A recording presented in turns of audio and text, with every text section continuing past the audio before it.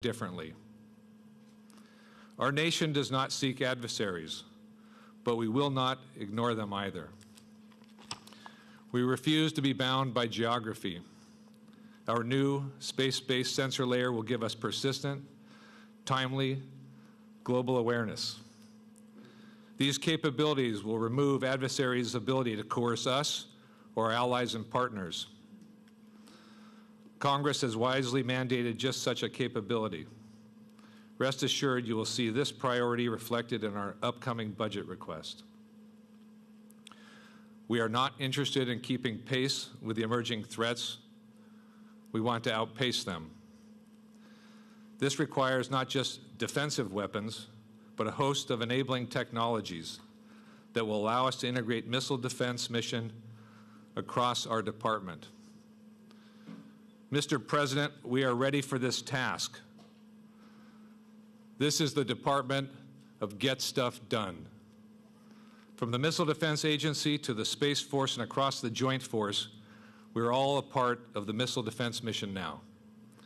We will work hand in hand with our industrial base, national labs, and academia. We will work with our allies and partners from Asia to the Middle East to Europe to broaden the shield. From Japanese co-development of a new interceptor to our work with NATO to counter shared missile threats. Like us, our allies and partners have recognized the threat. With us, they have and will share the burden of answering it. In a time of great power competition, we will uphold our solemn duty, just as we've done in the past. We will defend the homeland, our deployed forces, and our allies and partners. We will deter potential adversaries and create the diplomatic space to solve complicated problems. I'll close with President Kennedy's words from 1962. The greatest danger of all would be to do nothing. Today's capabilities are dramatically different, but the logic remains the same. That's why President Trump has made missile defense a top national security priority. Directing this review in the first week of his administration, along with Vice President Pence, he has elevated this issue across our government, with our allies, but most of all, in the eyes of the American people. President Trump and Congress have given DoD the necessary authorities, resources, and support to meet these challenges. And this department will not let him or the American people down. Now it is my privilege to introduce Vice President Pence.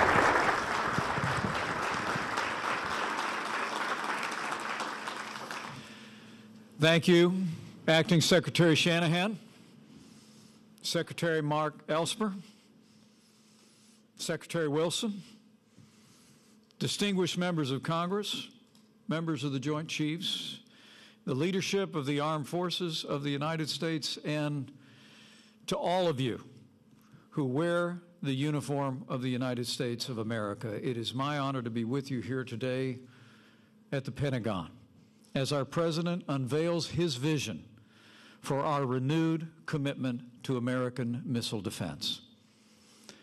As Commander-in-Chief, President Trump has no higher priority than the safety and security of the American people.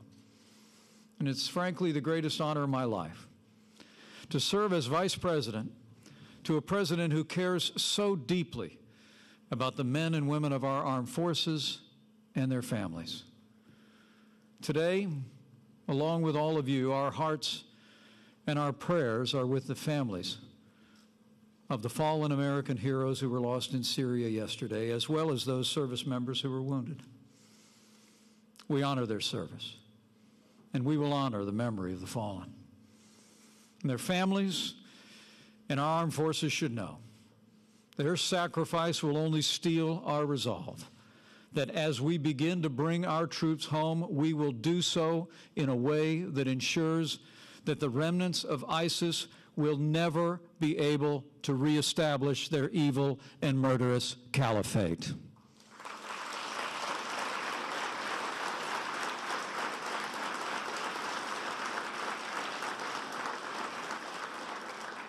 It's in that same spirit of resolve that we gather here today. Since day one of this administration, President Trump has taken decisive action to make the strongest military in the history of the world stronger still. Working with members of Congress in both parties, we're rebuilding our military, restoring the arsenal of democracy. And last year, President Trump signed the largest investment in our national defense since the days of Ronald Reagan, including the largest military pay raise in nearly a decade.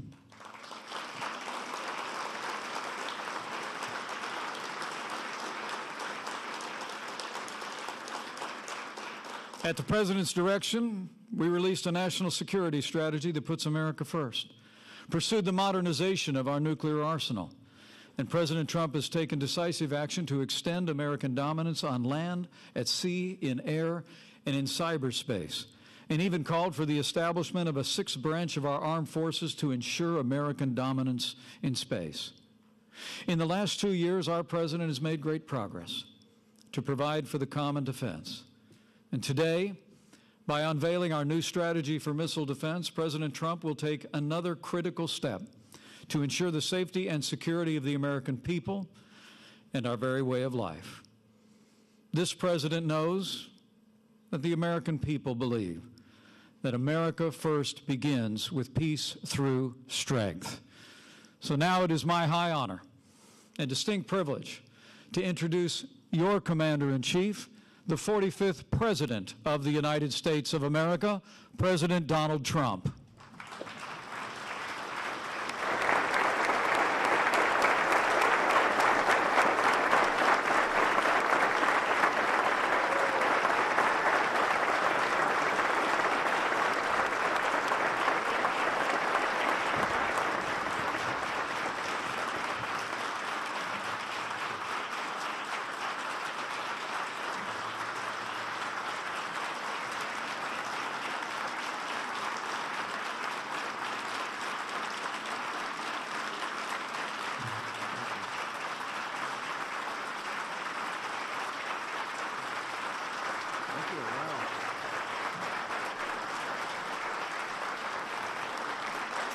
Well, that's really nice. Thank you. You're only doing that because I gave you the greatest and biggest budget in our history.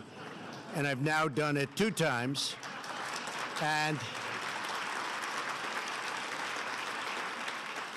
I hate to tell the rest of the world, but I'm about to do it 3 times. So that's the only reason you gave me such a nice welcome. Thank you very much. And thank you to Vice President Pence for that wonderful introduction. It's an honor to be at the Pentagon with so many distinguished military leaders, and I especially want to recognize our acting Defense Secretary, Patrick Shanahan. He's been fantastic, wherever you may be, Patrick.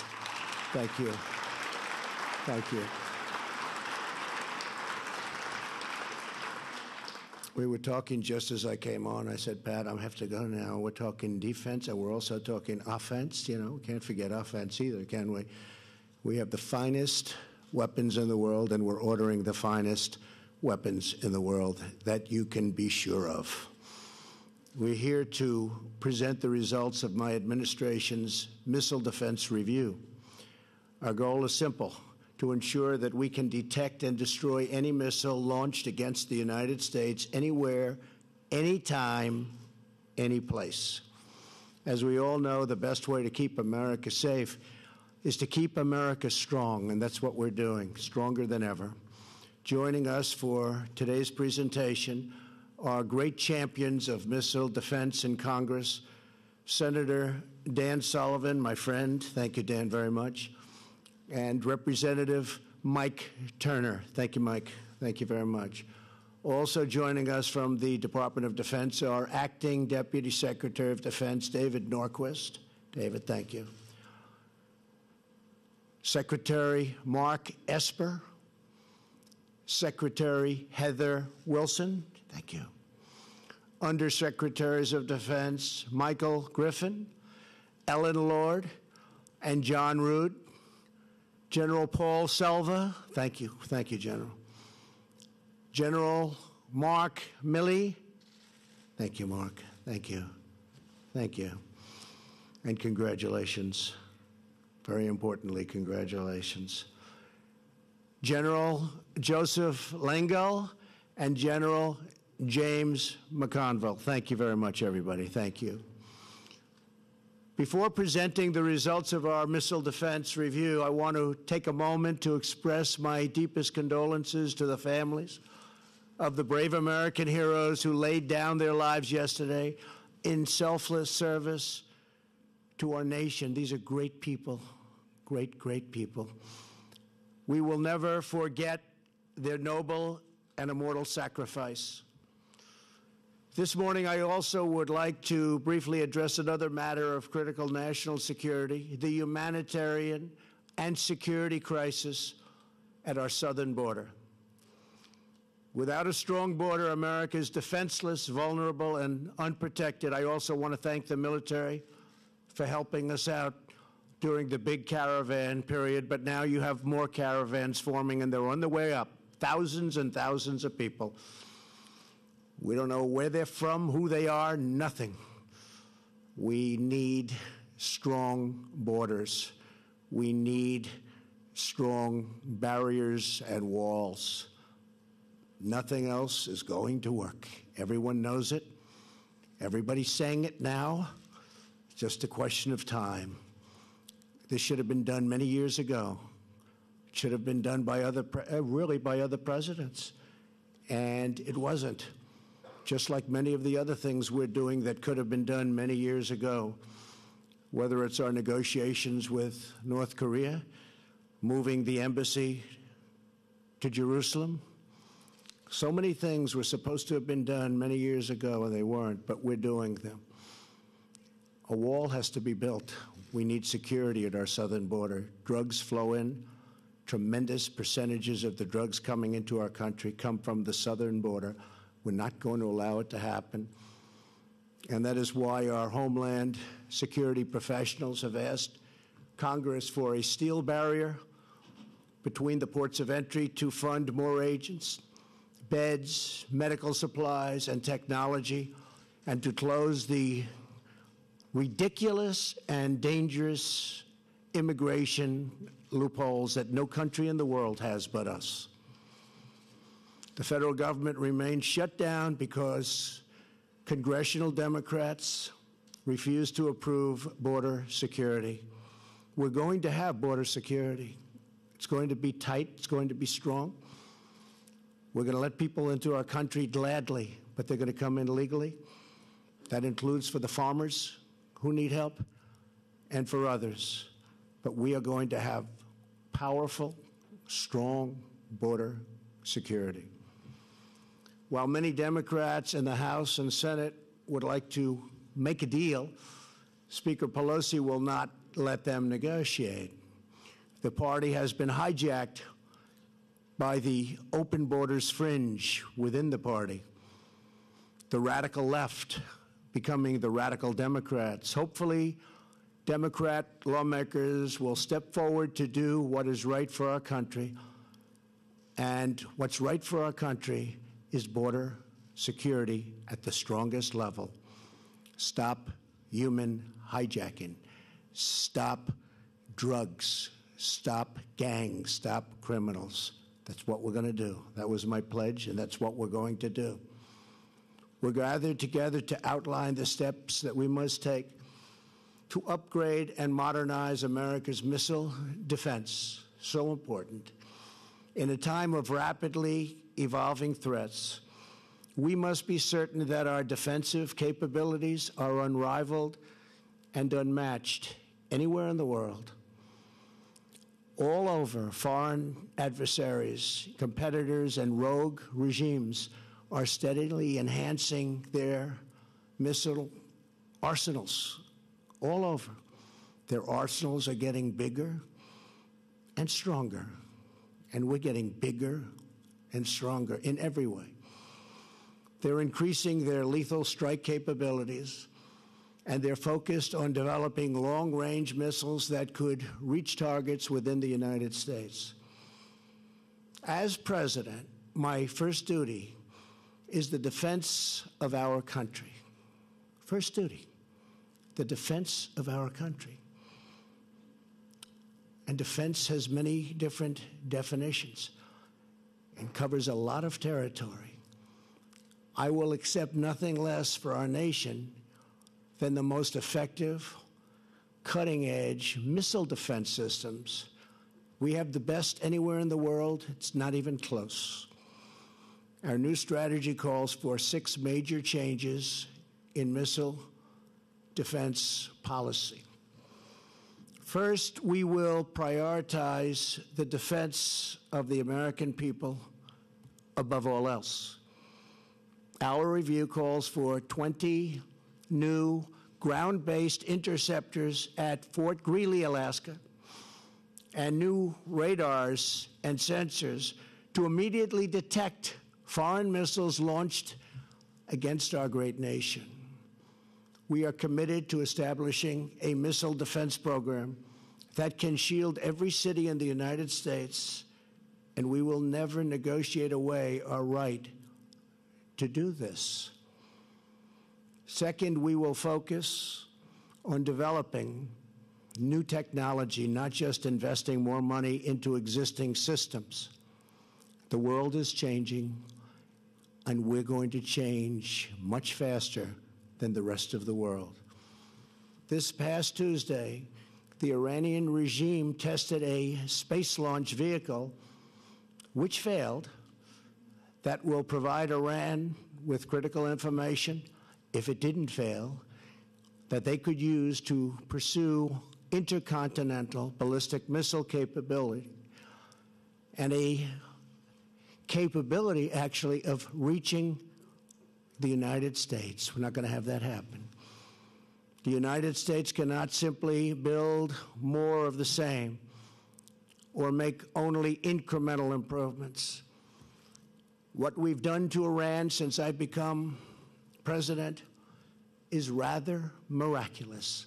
I ended the horrible, weak Iran nuclear deal, and I will tell you, Iran is a much different country today than it was 2 years ago. It's not the same, and it won't be the same. And I do believe they want to talk.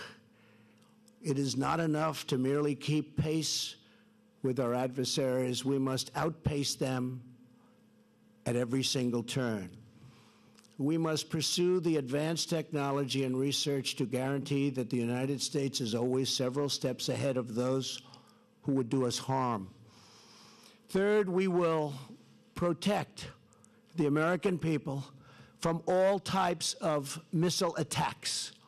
In the past, the United States lacked a comprehensive strategy for missile defense that extended beyond ballistic missiles. Under our plan, that will change. The U.S. will now adjust its posture to also defend against any missile strikes, including cruise and hypersonic missiles. And we are, by the way, very advanced also on hypersonic technology and missiles. We will always be at the forefront of everything. Fourth, we will recognize that space is a new warfighting domain, with the Space Force leading the way. My upcoming budget will invest in a space-based missile defense layer. It's new technology.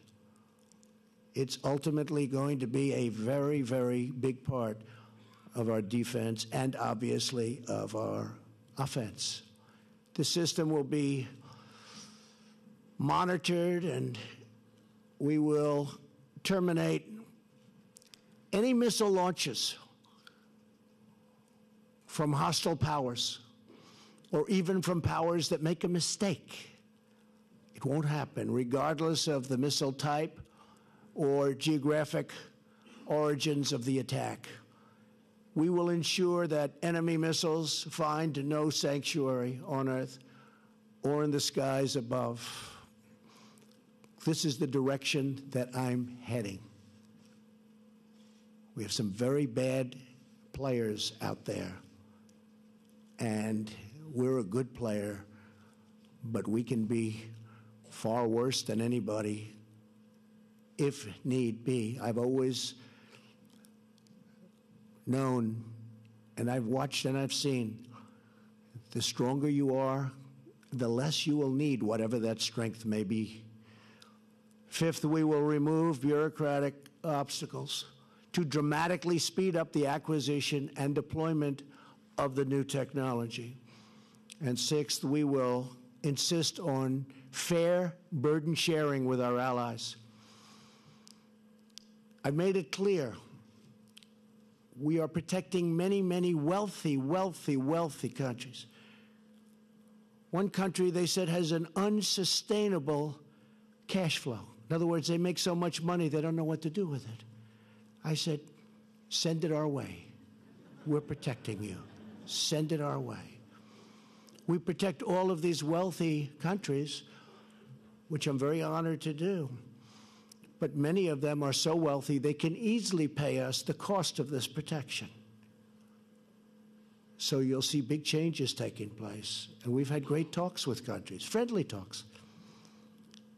One of them said, Mr. President, yes, we will work with you. But for 30 years, nobody's ever asked. I said, now we're asking. Took a long time. I said, now we're asking. And that allows us to spend much more money than these incredible budgets where it's just money going out and not coming back. So wealthy countries that we're protecting are all under notice and all cooperating very nicely. I would say they probably liked other presidents more than me, but that's okay. I don't blame them. I would too. There was a recent poll in Europe. The original poll, when I first ran, I was one of the most popular people in the world. And now they said he's not popular in Europe. I shouldn't be, because I'm asking them to step up. You have countries paying less than 1% in NATO. Last year, I raised $44 billion more by saying, I'm sorry, you have to step up. The year before that, my first year, so I was just getting started, I raised $24 billion with one meeting. And until that, it was just going down. It was going down. For 15 years, it was just going down. The numbers going into NATO. And this year will also have a good year. They're starting to step up. Very unfair when Germany pays 1% and we're paying 4.3% of a much larger GDP. We cannot be the fools for others. We cannot be. We don't want to be called that. And I will tell you, for many years, behind your backs, that's what they were saying. So there's a big difference. We're going to be with NATO 100%, but as I told the countries, you have to step up. You have to pay minimum numbers, actually. The numbers should be much higher. They set a 2% goal. Very few pay that, but they should be much higher than that. If you look at what we pay, it's massively higher than that. So we have very good relationships, but countries are now stepping up, and they can well afford to. In furtherance of this goal, our plan directs the Department of Defense to prioritize the sale of American missile defense and technology to our allies and to our partners. We want them to be able to defend. And they're willing to pay for the finest missiles in the world. They've already done that. They're stepping up like nobody's ever seen before, actually. We will also leverage our network of partnerships to share early warning and tracking information and detect missile launches as early as possible. Today marks the beginning of a new era in our missile defense program. For too long, we have been held back by self-imposed limits while foreign competitors grow and they advance more than we have over the years. Part of the reason is we spend so much money on so many other places. Now that's changing. We're helping, and we're able to spend money on technology and new defense and far beyond defense systems. So those days are history. Our strategy is grounded in one overriding objective: to detect and destroy every type of missile attack against any American target, whether before or after launch. When it comes to defending America, we will not take any chances. We will only take action. There is no substitute for American military might. But when I took office, you know it better than anybody in the world, our military was very tired. It was very depleted. I won't even tell you the things that some of our great generals were telling me. And now it's being rebuilt at a rapid rate, and very shortly will be more powerful than ever before. And that's the way it has to be. And as I said, the more powerful it is, the less likely it is that we'll ever have to use it. But it will soon be more powerful than ever before. Today, we reaffirm that a strong America remains the best way to prevent conflict, promote peace, preserve freedom, and protect our great people. Together, we unite behind a noble mission to shield our country with the greatest missile defense systems anywhere on the face of the earth. I want to thank you again to the men and women of the American Armed Forces, special people. And the citizens of our country know that and acknowledge that, far more so than you would ever know. We have the greatest military at any time soon in the history of the world. I want to just finish by saying I appreciate your service. You're incredible people. God bless you, and God bless America. Thank you very much. Thank you. Thank you. Thank you.